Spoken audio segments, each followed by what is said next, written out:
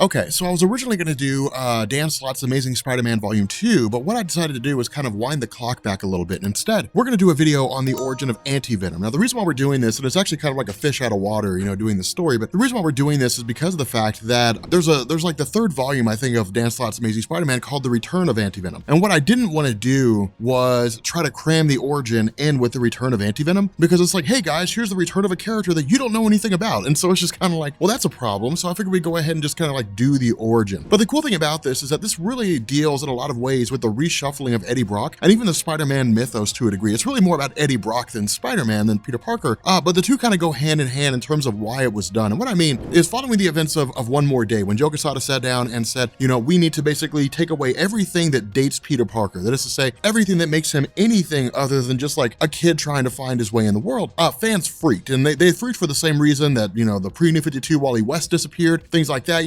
When fans latch onto a character, they don't really like to see them change. But more so than that, a lot of people grew up with like the Peter Parker, Mary Jane Watson relationship. And to suddenly see all that just tossed away because Peter Parker sold his soul to the devil so Aunt May could live for another 10 years really seemed just weird. And people just didn't like that at all. It was one of the most really reviled Spider-Man stories in the history of his character's publication history, if not in the history of comics in general. And so the result was that Spider-Man fans and media, so on and so forth, everybody just kind of ran J. Michael Straczynski off the title. And the result was that the Spider-Man Publications were basically run by a team of people. It was like Joe Quesada, kind of throwing his hands in the air and saying, who wants to write Spider-Man? And everybody was like, well, I do. And so he was like, then all of you guys come over here and we'll all just write stories. And this is where Dan Slott initially kind of got a start. It's really not until big time that Dan Slott officially took over the Spider-Man title on his own. But the fact remains here that with this whole reshuffling of the Peter Parker mythos, there were a lot of things that were being introduced, a lot of things that were being done. And that's kind of the beauty, the benefit of this story is, yeah, it is in the middle of everything, but it's in the middle of everything before anything's fleshed out. And so a lot of the characters that we're going to see popping up here haven't really had their origin stories explained yet. That didn't come,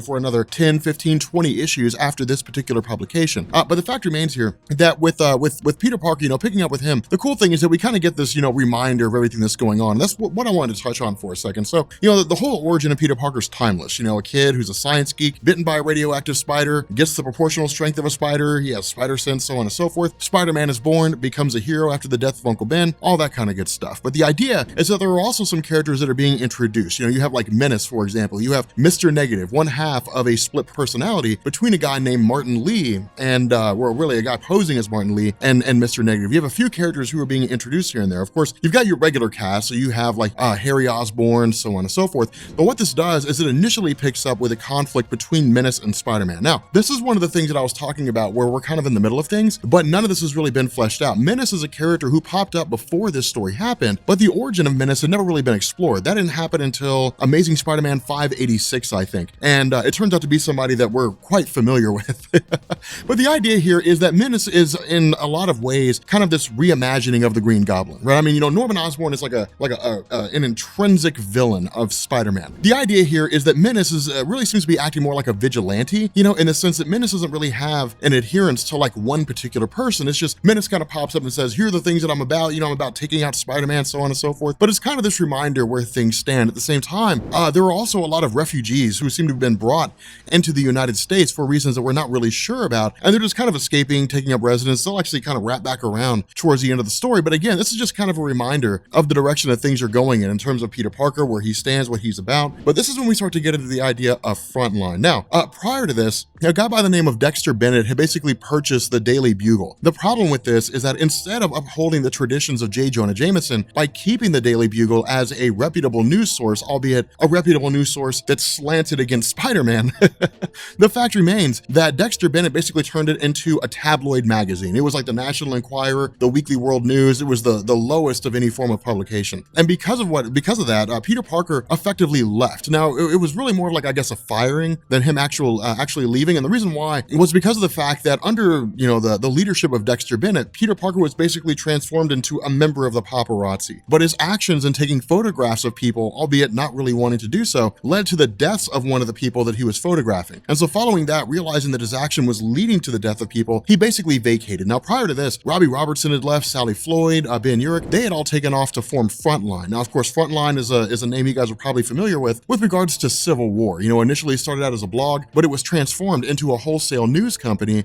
following the conclusion of Civil War. And what's also going on here is that Frontline itself itself, you know, kind of picking up where J. Jonah Jameson's Daily Bugle left off after it was bought by Dexter Bennett, you know, by considering itself to be a reputable news source. It's not focusing on the glitz and glamour tabloid stuff and focusing on actual important stories. Frontline is focusing on a guy by the name of Randall Crown. Now, the reason why they're focusing on Randall Crown is because he's a mayoral candidate. But the idea here is that he is involved in these individuals, you know, that Spider-Man was dealing with, those individuals who were running off in the fight, all of whom appear to have been trafficked into the United States. And so the idea is that Randall Crown is working with some third party, we don't really know what it is, but he's working with some individual to traffic humans into the US for whatever the reason happens to be. But what we end up doing is we basically pick up with Norman Osborn's Thunderbolts. Now, this is when we start to get into the aftermath of Civil War. I mean, we've done Secret Invasion, right? Like, we talked about the Secret Invasion event. You can find that down in the description of this video. But Secret Invasion basically dealt with the aftermath, you know, following the death of Captain America, you know, following the main Civil War event itself. It was kind of Marvel bringing to a close this whole idea of the Superhuman Registration Act, and Secret Invasion concluded with Tony Stark being ousted as director of S.H.I.E.L.D. and Norman Osborn taking his place. And so because Norman Osborn took his place, Norman Osborn disbanded S.H.I.E.L.D., put Hammer in its place, and basically used the Thunderbolts as a way for him to begin going through and carrying out his own individual campaigns. Now, I know a lot of you guys are probably asking about Eddie Brock. A lot of you guys want to know what's going on with Eddie Brock. And so what we do is we transition to a place called F.E.A.S.T. And F.E.A.S.T. is basically, it really stands for the idea of a food, emergency aid, shelter, and training. It's run by this guy named Mr. Lee for the purpose of grabbing individuals who are homeless, who have been displaced, whatever the case may be, and giving them the tools they need to get back on their feet and to find success. And so what happens is, I guess we basically find out that Aunt May is volunteering at this facility, but the entire basis behind this introduction comes by way of Betty Brant. Now, of course, the cool thing about Betty Brant is she's a longtime member of the Spider-Man mythos. I mean, she goes back, you know, a long time. And in fact, she was the first romantic interest of Peter Parker before Gwen Stacy. I don't think it was really short-lived. It was really more of, you know, Marvel kind of toying around with the idea before Gwen Stacy and Peter got together. But she's here because of the fact that Dexter Bennett basically says, look, I'm a supporter of Randall Crown. All right, this newspaper is basically going to serve as the media arm of Randall Crown. We're going to do everything we can to get him elected. If there's a publication out there that's posting information that basically contradicts the idea that Randall Crown is the best candidate, then your job, Betty Brant, is to go find information to discredit those individuals. In this instance, Bill Hollister. Bill Hollister is a guy who's basically running against Randall Crown, and what Dexter Bennett says is, go find a guy named Martin Lee. He's basically helping to fund the campaign of Bill Hollister. Your job is to report on him and to find dirt on that guy so we can use that to discredit Bill Hollister. We can say, you know, well, Bill Hollister is being funded by a criminal, he's being funded by a guy who's involved in trafficking, whatever the case may be. Find information so that we can use it to discredit Hollister. And so with Betty Brant showing up here at the F.E.A.S.T. facility, this is when we pick up with Eddie Brock. Now, the reason why I kind of waited until this point to talk about this, because I know a lot of you guys are kind of like, there was a lot going on with Eddie Brock. Yes, there was. What Marvel did is with us, I think it was Spectacular Spider-Man Volume 2, the first 5 issues composed a story called The Hunger. And what it basically said is where the original introduction of Venom established that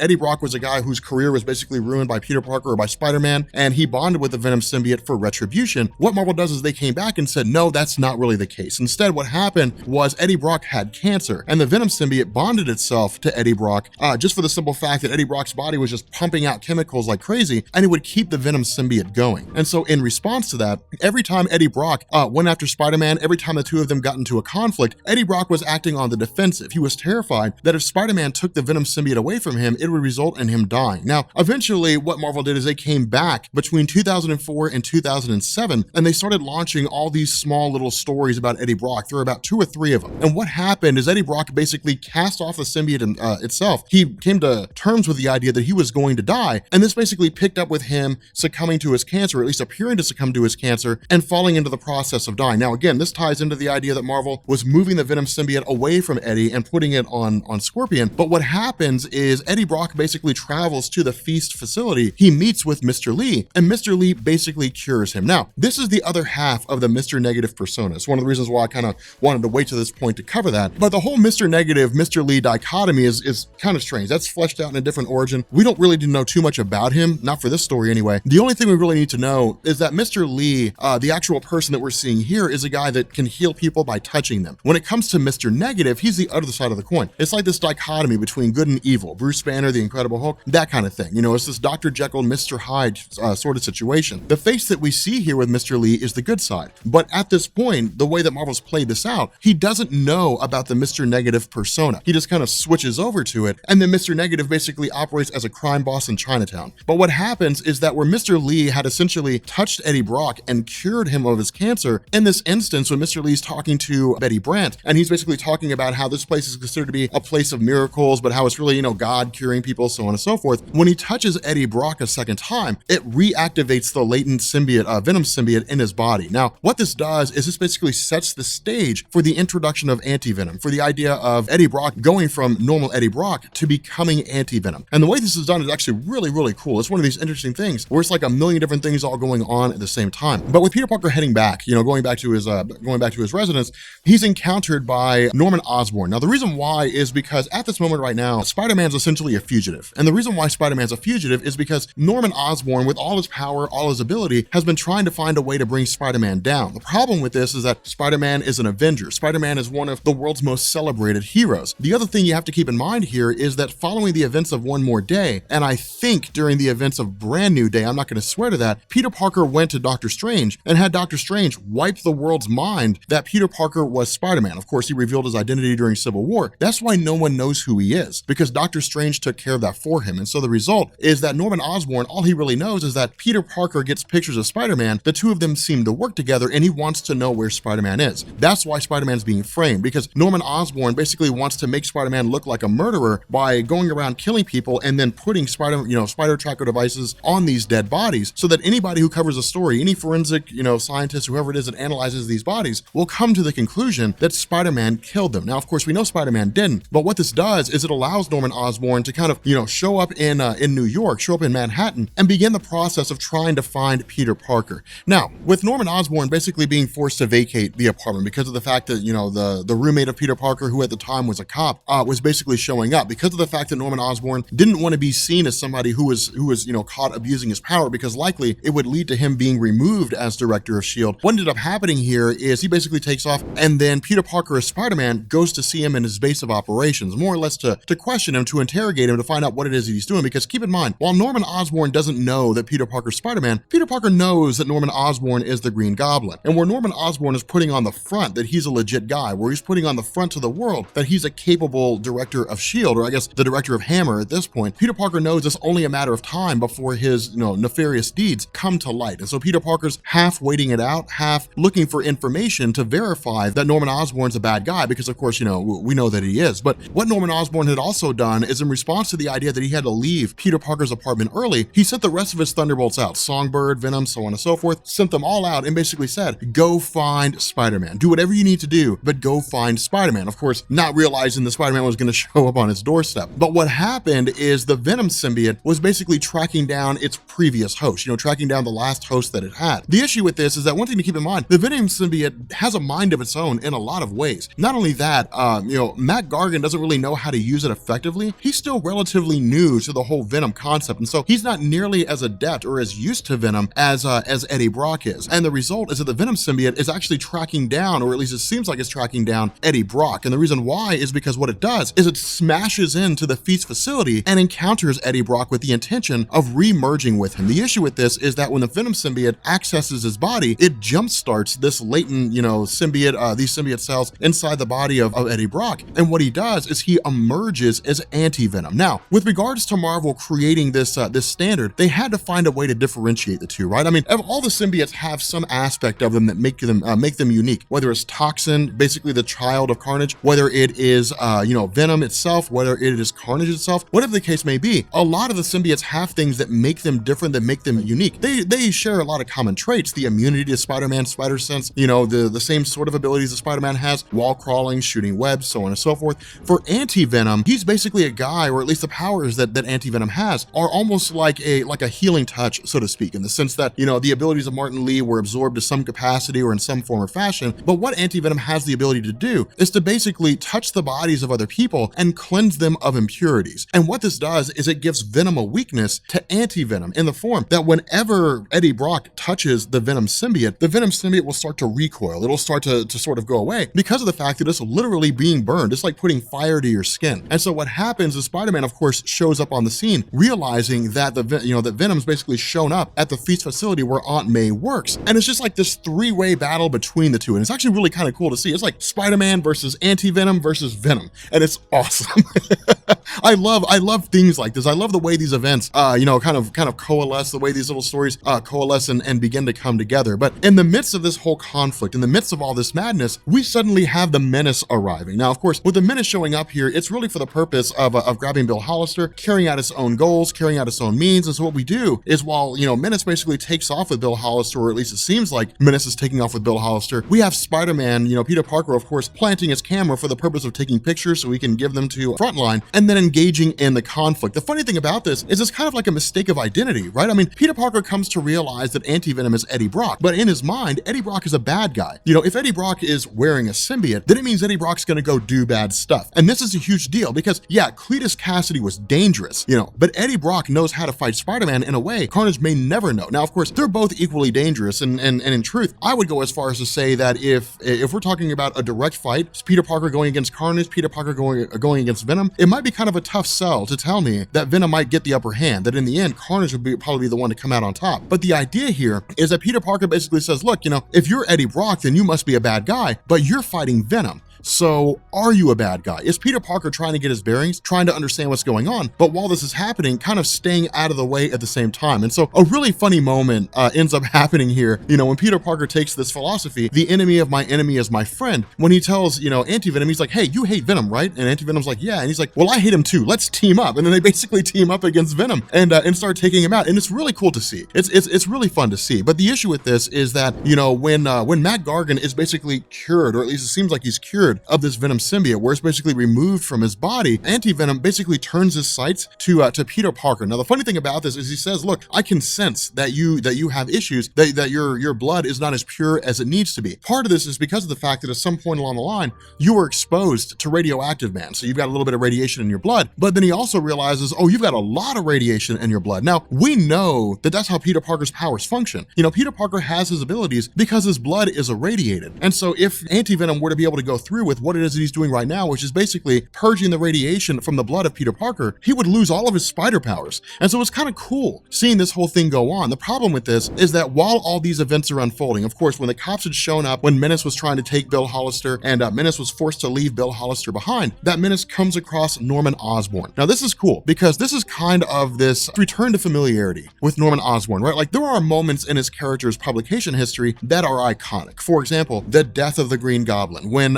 Harry, I almost said when Harry Potter, when Norman Osborn and Peter Parker fought following the night Gwen Stacy died, that it resulted in Norman Osborn falling on his own sword, being impaled by his own glider. In a lot of ways, this bears some hallmarks to that particular fight, in the sense that Menace is using the various devices of Norman Osborn. Menace is, facing off against him, and the fight's very similar to the conflict between the two. And even Menace itself references the instance where Norman Osborn basically died against Peter Parker and says, hey, look, you were impaled on your own glider before. Let's see if we can do it again. Now, in the middle of this whole conflict with, between Peter Parker and Anti-Venom, the forces of the Thunderbolts arrive on the scene. And the reason why is because of the fact that Norman Osborn is like, look, guys, we gotta go. We gotta bail. The authorities are moving in here. We're making too much of a scene. We're supposed to be operating behind the scenes. No one's supposed to know that my hand is here. No one's supposed to catch my hand in the cookie jar. So he says, in order to keep that from happening, we gotta bail out. So he says, grab Matt Gargan. We'll get him out of here. And of course, the idea is grab Peter Parker or grab Spider-Man if you can as well. Of course, they're not able to. And Peter Parker essentially makes his escape. At the same time, it's Marvel setting the stage for the whole events, the whole situation with the future of Anti-Venom, in the sense that Anti-Venom kind of sits down for a second and says, okay, Spider-Man took off. I can go after Spider-Man, or I can go after Venom. What Anti-Venom says is, I'm going to pursue Venom. My goal is going to be to take him out and remove the last vestiges of the Venom symbiote, those little cells or what have you, from the body of Scorpion, basically removing his ability to become Venom. And so because of this, with everything kind of wrapping up, Peter Parker travels back, checks on his Aunt May, makes sure that everything's all right. But then we also have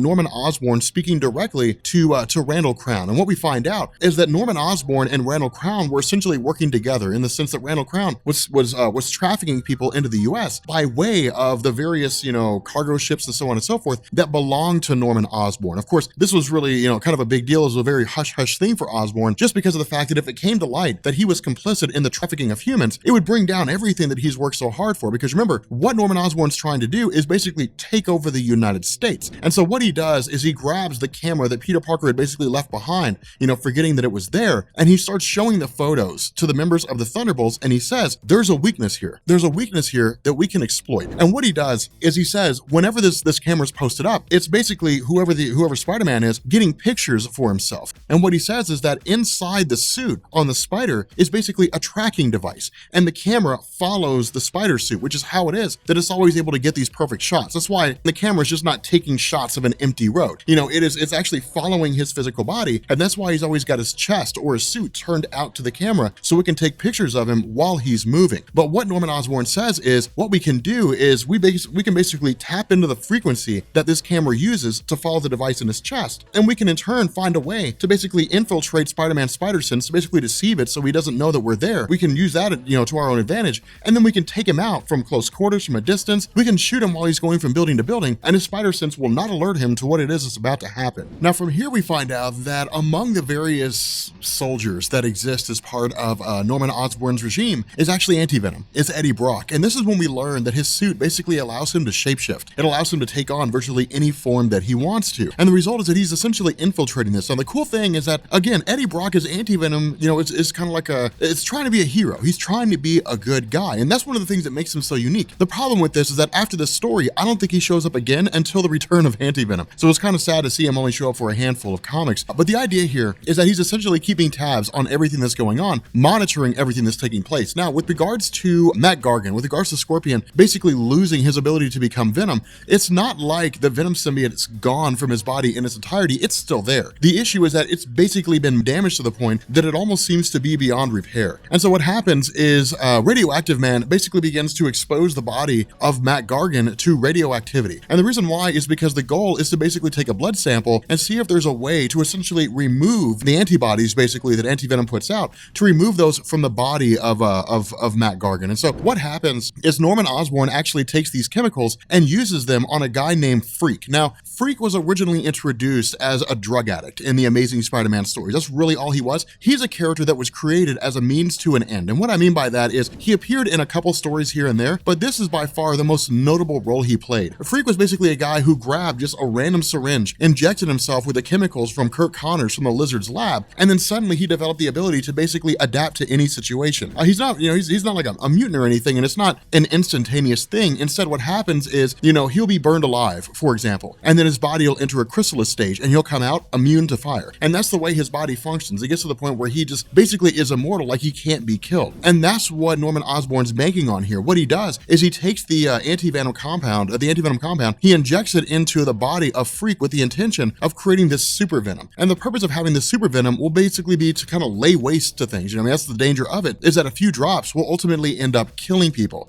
And so what happens is Norman Osborn basically goes back to his lab for the purpose of using this chemical to engineer it, modify it a bit, and then jumpstart the powers of Matt Gargan, allowing him to become Venom again. The funny thing about this, though, is this is kind of like this resurgence of the Green Goblin. Not perfectly, not in the sense that like the Green Goblin has been gone forever. The Green Goblin's been around, but this is just another instance where he shows up. It's another instance of this sort of split situation in the mind and in the body of Norman Osborn. Now, from here, it's also, again, Bullseye and the various members of the Thunderbolts carrying out the mission of Norman Osborn, basically finding Peter Parker, because, or at least finding Spider-Man, because again, they're basically using the frequency that the camera uses to access his device in his chest, to tap into his location, to basically use it like a homing device. And that's exactly what they do. You have Bullseye, you have a handful of soldiers that locate Spider-Man and track him down. The problem with this is that in the midst of their efforts to take out Spider-Man, the entire group is suddenly met with the arrival of Anti-Venom. And this is cool because Anti-Venom basically takes all these guys out. And it's interesting to see these two guys pair up because it turns into an actual team up, but it starts as like a weird situation that Spider-Man just doesn't really know how to work his mind around. I mean, he's used to Eddie Brock being a bad guy. He's used to Eddie Brock only working alongside him in certain situations. For example, the emergence of Carnage. And so because of that, the two of them actually working alongside, working side by side as heroes. The idea of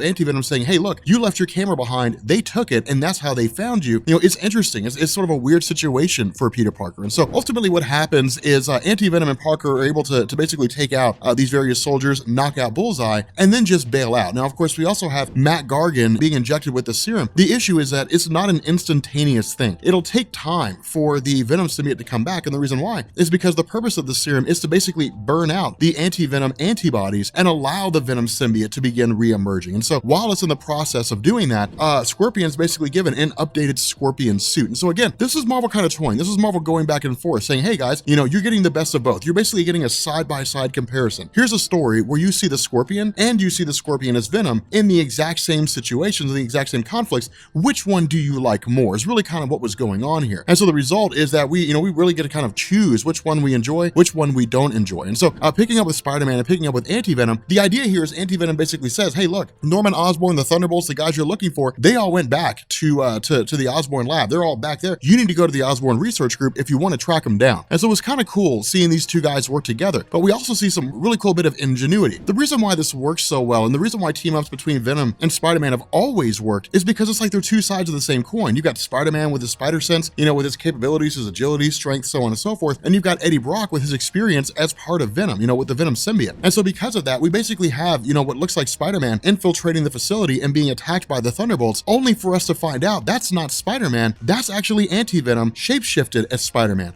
And so it's cool to see these things go against each other. It's cool to see them function. And so what happens is, of course, you know, Green Goblin makes his presence known. He and Spider-Man fight for a little while. It's kind of wrapping these things up by giving us a bit of fan service in terms of the characters, you know, fighting against one another. But we also find out that a lot of these people that have been brought in, a lot of these humans that have been trafficked, that have been kidnapped, were being experimented on. And so the question is, okay, you know, where's this road going to lead? Now, we're actually not going to find that out. We're not going to find out here where this road leads. Instead, what we do is we basically pick up with Scorpion, you know, again, continuing to fight against Anti-Venom, and then actually injecting him with a barb that basically seems to take away Eddie Brock's ability to be Venom. And so during the entirety of this conflict, Norman Osborn had essentially activated a self-destruct in the building with the idea that the entire building was going to come crashing down, that everybody was going to be killed. Spider-Man was going to die, you know, of course, Freak still in that building was going to die. We know they made it out, but in the end, it's this idea that we're kind of left with a few unanswered questions in the sense of these individuals who are being experimented on, so on and so forth. But we're also left with the idea of Anti-Venom, you know, kind of focusing on Eddie Brock himself. In the end, he just sort of says, hey, look, you know, life gave me a second chance. Life gave me the opportunity to go forward and be a hero. The question is, what am I going to do with this heroic role? What am I going to do with this situation? And so what he does, he basically, you know, his suit reactivates. He starts walking around shape-shifting. And then we don't really find out too much about what happens with him. I think he does, you know, a couple things here and there. But aside from that, as far as I'm aware, he doesn't really come back until the return of Venom's storyline as part of Dan Slott's Amazing Spider-Man. But if you guys are new here to Comics Explained, make sure you guys hit the sub button to become part of the Rob Corps. If you guys enjoyed this video, make sure you drop a like, and yeah, kind of a lengthy video. I will catch you guys later. Peace.